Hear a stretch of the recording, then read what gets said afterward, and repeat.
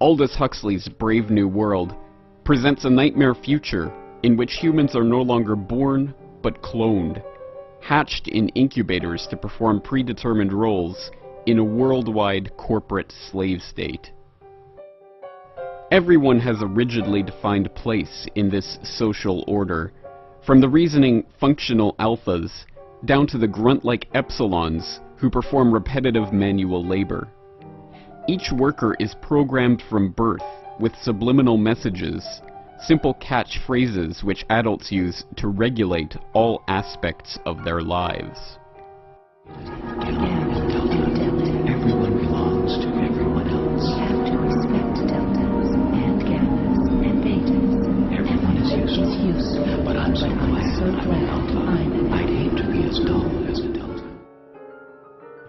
There is little possibility for unhappiness, since everyone has been genetically manipulated and conditioned from birth to enjoy their lot in life. And any unhappiness that arises can be quickly dispelled by a dose of soma, a powerful psychoactive drug that brings happiness to the docile workers. The book is often regarded as a mere flight of fancy, but in a speech at Berkeley in 1962, the year before his death, Huxley conceded that the ideas in the book came not from an overactive imagination, but from real developments in the sciences that were beginning to make likely for the first time a type of scientifically crafted dictatorship. Well, it seems to me that the nature of the ultimate revolution with which we are now faced is precisely this, that we are in process of developing a whole series of techniques which will enable the controlling oligarchy, who have always existed and presumably always will exist, to get people actually to love their servitude. This is seems to me the ultimate malevolent revolution, shall we say.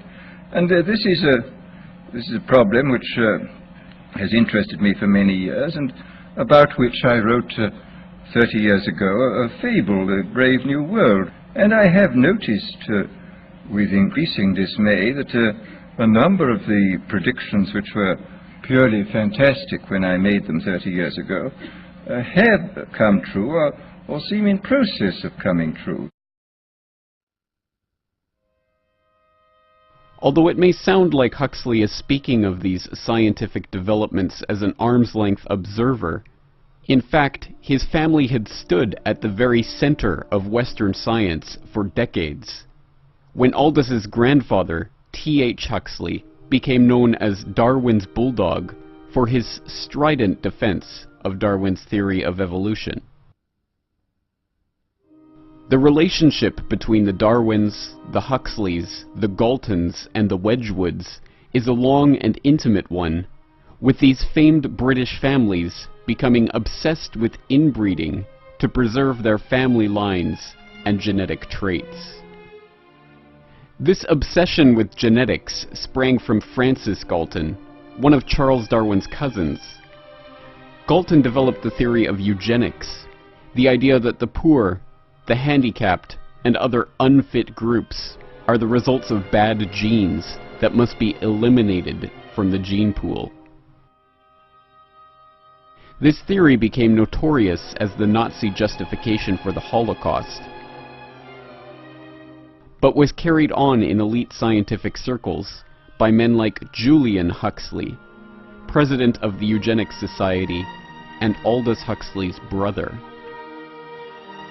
Julian was a prominent scientist and activist, co-founding the World Wildlife Fund and becoming the first president of UNESCO, the United Nations Educational, Scientific, and Cultural Organization. In the founding document of UNESCO, entitled UNESCO, Its Philosophy and Its Purpose, Julian Huxley writes, "It is, however, essential that eugenics should be brought entirely within the borders of science. For, as already indicated, in the not very remote future, The problem of improving the average quality of human beings is likely to become urgent, and this can only be accomplished by applying the findings of a truly scientific eugenics.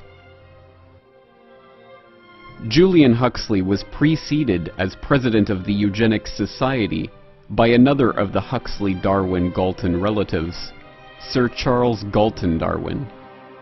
In his book, The Next Million Years, written 10 years before Aldous Huxley's speech at Berkeley, he wrote that we would have to put up with human nature for 1,000,000 years, or the time it takes for a new species to evolve, unless we could have an internal revolution. This would come about if means were discovered of deliberately altering human nature itself.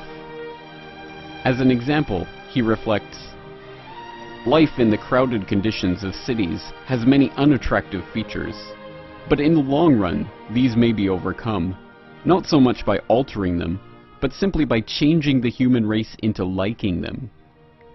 He also advocates the institution of a world government to bring about these eugenics policies, saying, if then there is ever to be a world government, it will have to function as governments do now, in the sense that it will have to coerce a minority, and indeed it may often be a majority, into doing things they do not want to do. Steeped in this milieu, perhaps it is not surprising that Aldous Huxley wrote such a book, exploring the possibility of a eugenical world dictatorship. Was Huxley warning us of what was to come, or merely telling us? Was this something he feared, or something he desired? Whichever the case, his brother, for one, had very specific ideas about the proper function of works of art like Brave New World. Another function of art exists in the field of public relations.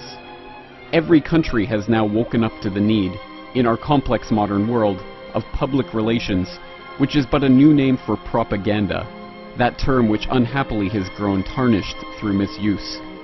In a world which must be planned, governments must often assume initiative and leadership, and for this leadership to be effective, the general public must be informed of the problem and of what is in the government's mind.